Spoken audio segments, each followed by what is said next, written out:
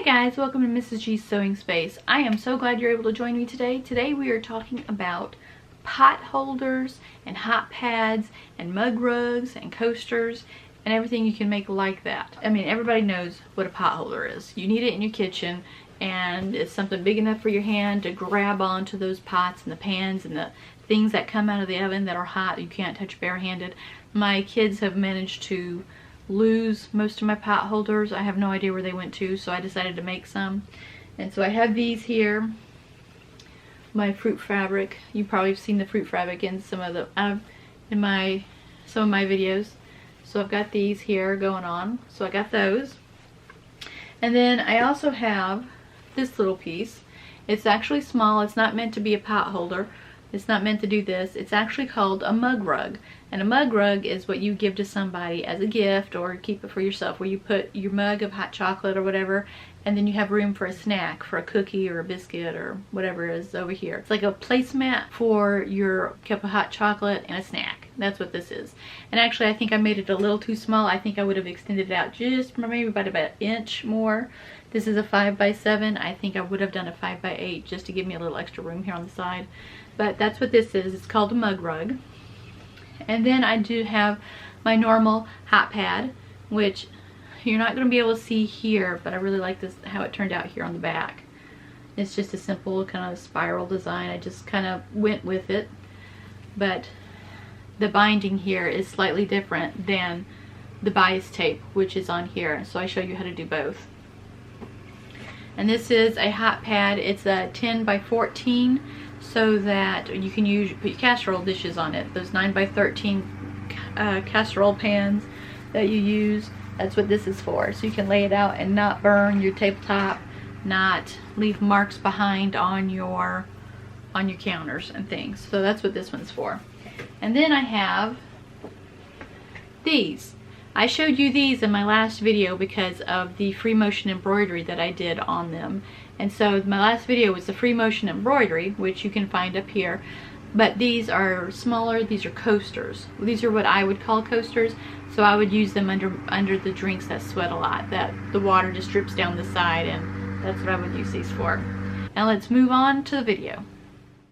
So this is the warm and natural cotton batting that I decided to use. So when you cut out your fabric, you're going to cut out two pieces of fabric, or right sides not facing each other, and then you're going to have two pieces of batting on the inside. This is one piece of batting that I'm using, and this is the warm and natural. It's almost 100% cotton. There's like 12.5% polypropylene in it, so it's not completely 100% natural, which I kind of think is a little deceptive, but that's just me. But warm and natural, there you go. It's what I had. The next thing I'm showing you is called Insulbrite. You see the shininess in between the fibers there? That's a very thin metal. It helps insulate cold and heat.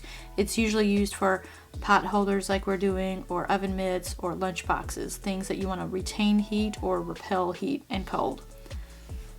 And this is what this looks like. And you usually find it in the utility fabrics out by the home decor stuff, like where you find the ticking and the duck canvas and things. So at this point, I'm just pulling out a ton of scraps that I have, just trying to go through, figure out what I want. I was thinking of doing like a crazy quilt kind of patches for my fabric, but I wasn't sure, and I was just pulling out stuff. I was just pulling out all the scraps that I had hanging around my stuff to see what I wanted to use, what would be the best. Now, as I'm taking the time to go through this, I just want to let you know there will be a second part to this video because I believe I ran over my time, and I wanted to make sure that I had enough for you guys. So the binding on the second one will be a second video, and that'll come out shortly. But here I am. Most of this fabric you've seen in my prior videos. There's a lot of mask making leftovers in here. Stuff that I've done for my sisters. This is what I do with my scraps. I make these long strips, and then I cut them up and use them as patches on my most favorite quilts, because we just put holes in our quilts all the time, apparently, or at least my kids do. And so I'm constantly patching up our like baby blankets and the quilts that I've made.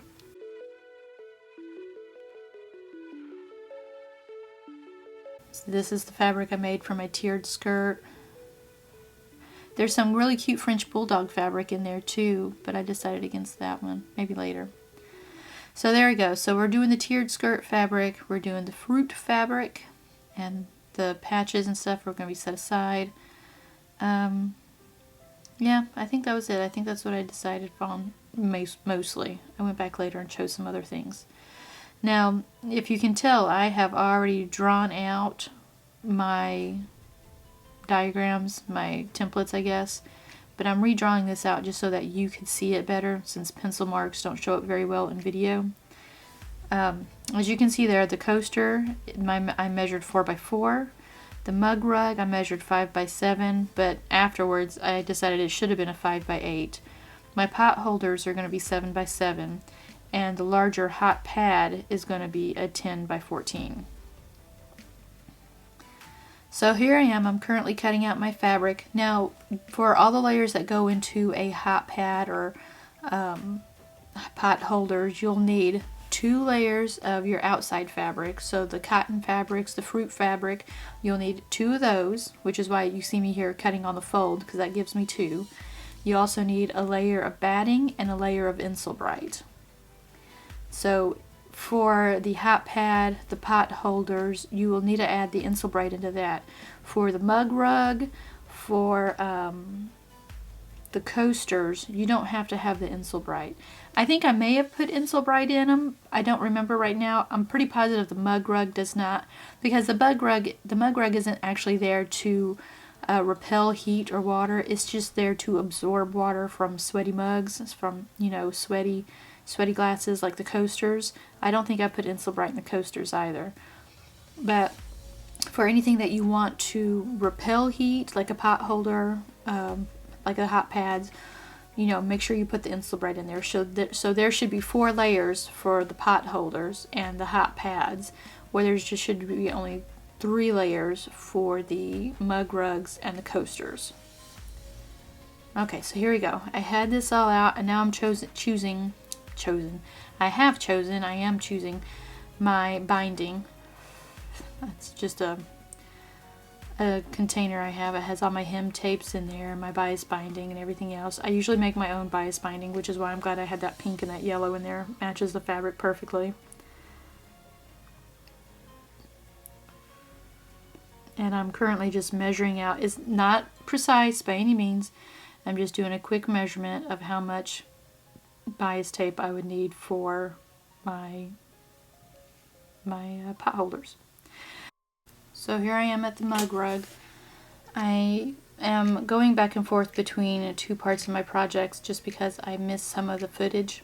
So on my pot holders I didn't record layering everything, so I wanted to make sure I showed you how I layered everything for the mug rugs and the pot holders. So for this particular one, you put your right side against down because you want your wrong side up, and then you're going to layer on your Insulbrite, and then you're going to layer on your cotton batting, and then you're going to put your cotton piece with the right side up. So you want your right sides up on both sides. So this is, it's like a sandwich cookie. You know, your stuffing is the Insulbrite and the batting, and then you want the right sides out facing the outside. So at this point I've taken my little cookie sandwich, my fabric and batting sandwich, and I am basically quilting. I'm machine quilting the pieces together. I didn't have a design, I was just randomly stitching lines, and I wanted them pretty close together but not too close together. I didn't want major pockets or holes or anything like that, so it was just a general kind of just stitching things together where I just thought it looked good. It wasn't anything major. The only thing I did was to make sure to not wrinkle as much as I could. I think you can see it in this one where I had a slight wrinkle somewhere. Oh yeah, over there by the watermelon. But yeah, it wasn't anything major. And see, on the mug rug I did it in diagonal, and then I went back and just trimmed up all my, I'm gonna have to get a new cutting board thing here. Mine's looking pretty gross with all the paint and stuff. And you just trim up the edges and all the threads and everything. And now I'm going to put on my bias tape. Back to the fruit fabric. Okay, so here we go. So I'm just pinning everything in place. I have a prior video, I'll pop it up on the screen, of how to do bias tape. If you want to look at it, you are certainly welcome to, but I think this video explains it a little better, even though I'm not actually explaining it to you. The bias tape video that I have explains it well. I just don't think I executed it as well as I should have, because sometimes those corners get a little tricky. But I think what I'm doing here is doing pretty decent.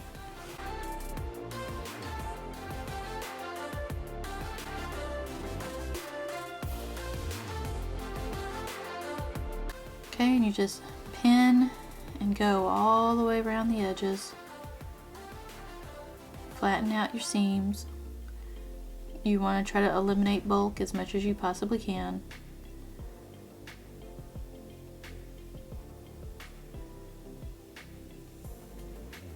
Okay, so right now I'm folding that edge over because that will be shown on the outside. So fold that corner in. And then we'll trim. So that folded edge right there will be shown on the outside. So you want to make sure you have that edge folded over and not just leave the seam allowance out. Here is this picture. Stop stitching a 1/4 inch away from the edge, rotate and start again from the top of the next corner. That way you can catch everything you need in the corners without making it extra bulky and making it look weird. But it looks nice and folded when you fold over the edges on those corners. So you can see here I've folded the edge of the bias tape to the edge of the pot holder and then over. So we want to, ideally you would sew in the same place as the original stitching that you stitched the other side of the bias tape down, but it doesn't always work that way. So we're just trying to make it nice and even and look as pretty as possible as you finagle it. Now this is going to take some finagling. You've got to manage the fabric so there aren't any wrinkles. Everything looks nice and professional, or as professional as you can. Take your time. It's not hard and it's not difficult. But sometimes the fabric is quirky. It may not want to work, or it's just being hateful, or you know, who knows, 1,000 other reasons why things work the way they work.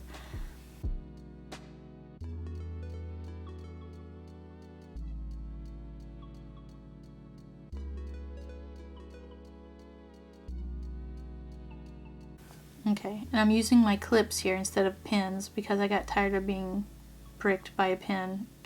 Those things hurt every once in a while. Ooh, you get a pin up in the fingernail? Holy crud, that hurts. But I have these pins here, which I'm glad of. And so, and I tend to start in the middle and I work towards the edges. And I believe here on this pot holder, you'll see me do the straight sides, and then I go back and do the corners just because it's easier at that point to work the corners once you have all your straight sides pinned or clipped in place.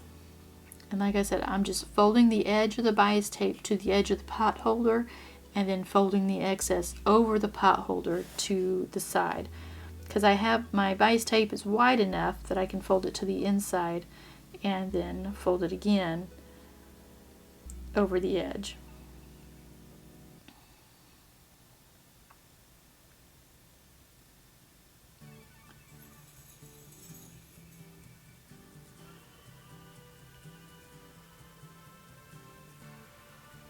And you see here how I'm folding that corner. I folded one side down and then I folded the other side on top, so it's kind of straight, and you want to angle it. You want to match it up as best you can. If you can't, that's okay. It's not that big of a deal. If you're making these just for you, it's not that big of a deal. Nobody's going to notice. I mean, the stuff that you get at Walmart, I mean, God, sometimes their stuff is so crappy. You know, I recently went to a big department store. What was it? Apostrophe, no, Abercrombie and Fitch. Oh, I don't remember. Where a pair of corduroy jeans was like $200. I would never purchase them because I'm a cheapskate.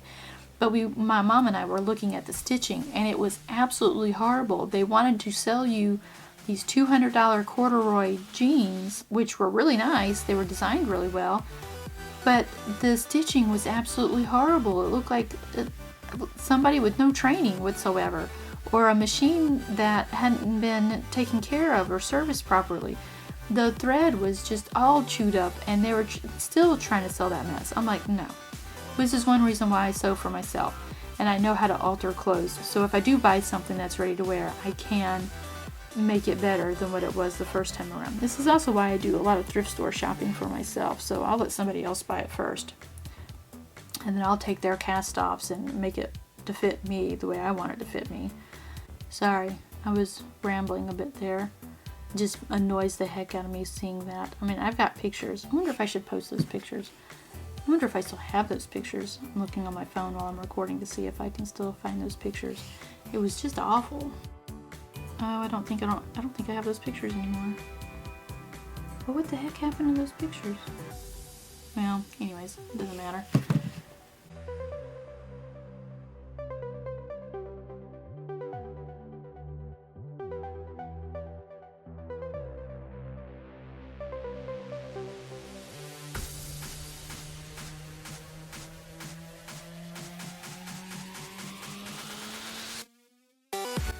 Here I am. The corners don't, like I said, they don't have to be perfect. They don't have to be absolutely pointy. As long as you have all your ends tucked in and you're able to sew everything together, that's all that counts. Okay, so now I have everything all clipped up. My corners are all done. Everything looks nice. And so now I'm just going to sew around the edges of that bias tape, making sure I catch everything. Alright, here I go. Here's a close-up shot. So I'm doing a different set because my fabric has now turned to yellow instead of pink. And if you see, I'm getting close to the edge of the bias tape without going over it. Trying to make sure I tack everything down as best as I can. And I leave my needle in at the corner to act as a pivot. So when I go, when I need to move, I can rotate the fabric without having to put my needle up and losing my spot. So the needle stays in at the corner, I rotate, and I just keep on going.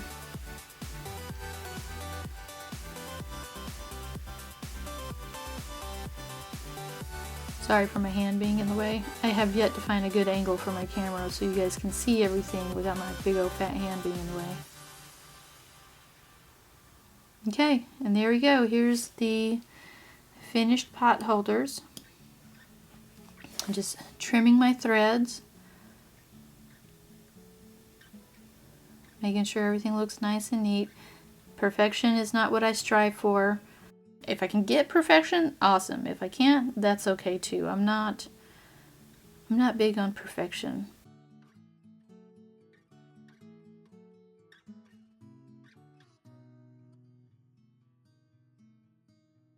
But there we go. There's my pot holder. So I've made 4 of them, 2 in a yellow binding and 2 in a pink binding. Oh, here we go. Zoom out so you can see them all. I really like this fruit fabric. It's so cute. And you can tell all my lines and grids and everything, they're not the same. But that's okay. So my next video will be the other version of the pot holders. It'll be the hot pad. So I hope you guys enjoyed the video. I hope you were able to understand what I was showing you. As always, click that like button, share this video, let me know what you think down below in the comments. And if you have any questions or you need some clarification on what I'm doing, put those down in the comments below and I'll get those to those as soon as I possibly can. I always appreciate you guys watching, and I hope I see you in the next video.